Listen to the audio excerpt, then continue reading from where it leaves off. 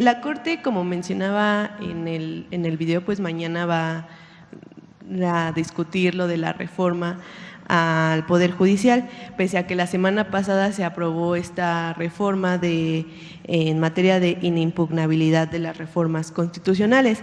¿Ya tendrá una ruta trazada si la Corte decide cambiar algunas modificaciones de esta reforma al Poder Judicial?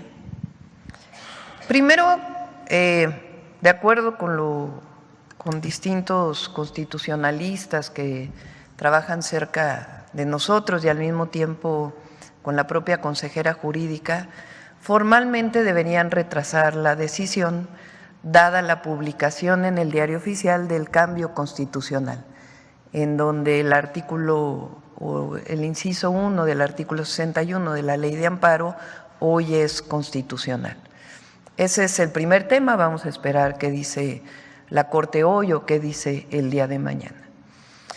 Segundo, si ellos insisten en decidir el día de mañana, yo creo que vale la pena, y esto es muy importante, que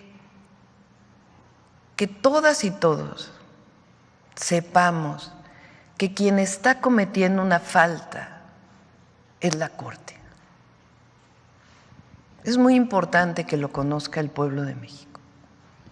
Es decir, la Corte recibe un amparo de partidos políticos que no tienen personalidad jurídica, primer problema, para poder presentar estos amparos. Segundo, porque son partidos políticos que en todo caso se rigen por las leyes electorales y en todo caso debería de ser ante el Tribunal Electoral del Poder Judicial de la Federación. Segundo, no podrían haberlo recibido por lo que decía la Ley de Amparo, pero ahora que es constitucional que el amparo no puede ser parte de la revisión de una reforma constitucional, pues deberían tomar esto en cuenta. Y tercero, ya fue publicada la reforma constitucional. Entonces, están legislando sobre una reforma constitucional. ¿A quién le corresponden las reformas constitucionales? Al legislativo, al constituyente. ¿Quién es el constituyente en México? Las 2/3 partes de la mayoría en la Cámara de Diputados, las 2/3 partes de la mayoría en la Cámara de Senadores y la mayoría de los congresos locales. A ellos les corresponde cambiar la Constitución. Eso lo dice claramente la Constitución de la República. Lo que quiere hacer ahora la Corte es legislar, cambiar lo que ya es una resolución del constituyente. Es decir, la Corte se está sobrepasando sobre sus funciones. Yo no me quiero adelantar. Claro que tenemos un plan que no pone en riesgo nada. Tenemos, por supuesto, un plan, sea que decidan a favor o que decidan en contra. ¿Quién está provocando un problema constitucional? Porque ni siquiera le quiero llamar crisis, porque así le llaman nuestros adversarios. ¿Quién lo está provocando? La Corte. O sea, porque ahora resulta que la presidenta de la República dicen que está provocando una crisis constitucional. O sea, ¿cómo? Renuevo el recuento. El presidente López Obrador envía una reforma a la Constitución el 5 de febrero de 2024. Es parte de la discusión del proceso electoral. Se gana la elección. Y el número de diputados y senadores, esto es muy importante, lo decide el INE y el Tribunal Electoral a partir de una fórmula, a partir de quienes ganaron la mayoría y de una fórmula que está establecida claramente en la Ley de Procedimientos Electorales. Siguen el mismo procedimiento que se siguió en el 2021, en el 2018, en el 2015, porque ya ven que hablan de la sobrerepresentación, ¿no? Se siguió lo que dice la ley. Hay elecciones, gana la mayoría calificada el movimiento del que somos parte, el movimiento de la Cuarta Transformación.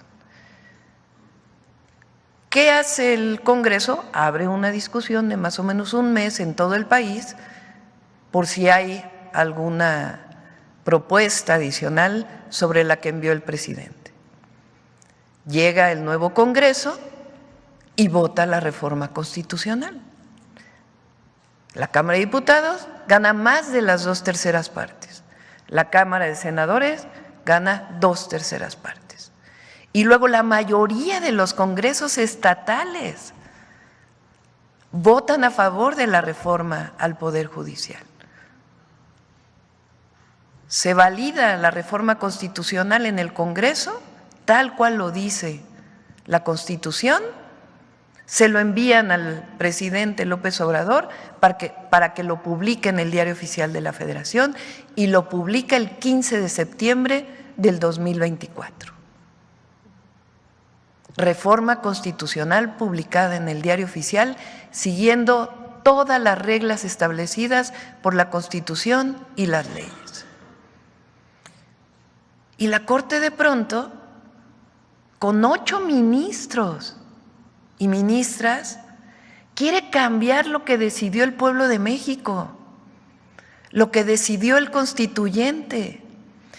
Todavía ayer el ministro Juan Luis González Alcántara dice, es que queremos una negociación. ¿Con quién quieren una negociación?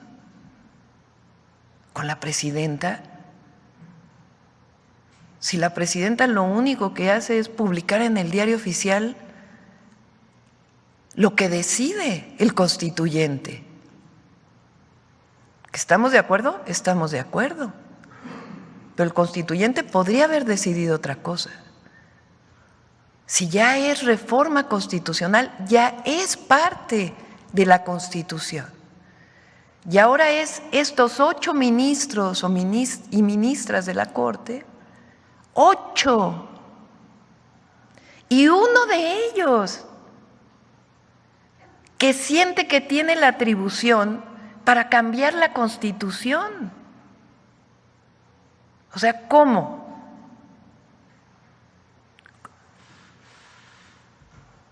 ¿Cómo? ¿Quién está poniendo en duda la reforma constitucional? Un ministro de la Corte.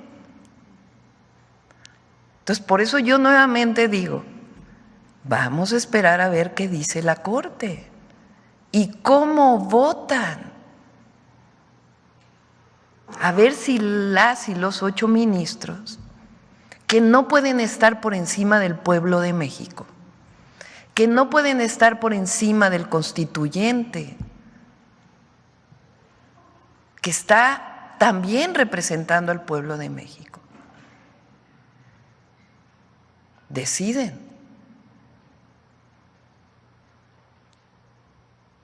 Si votan todos a favor de el proyecto del ministro González Alcántara, que por cierto, en su casa fue donde se llevó a cabo la ilegal reunión con el presidente del PRI, ya dijo que él no estaba, pues sí, pero fue en su casa. Este ministro, que la verdad, con todo respeto, ¿dónde quedaron sus principios constitucionales?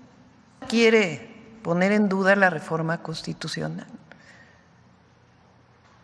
Bueno, vamos a ver qué dicen los 8. Entonces, vamos a esperarnos. Pero tiene que quedar muy claro que 8 ministros no pueden estar por encima del pueblo de México. Y que quien está poniendo en duda la reforma constitucional, que ya es parte de la Constitución, no es la presidenta de la República, son los 8 ministros y ministras.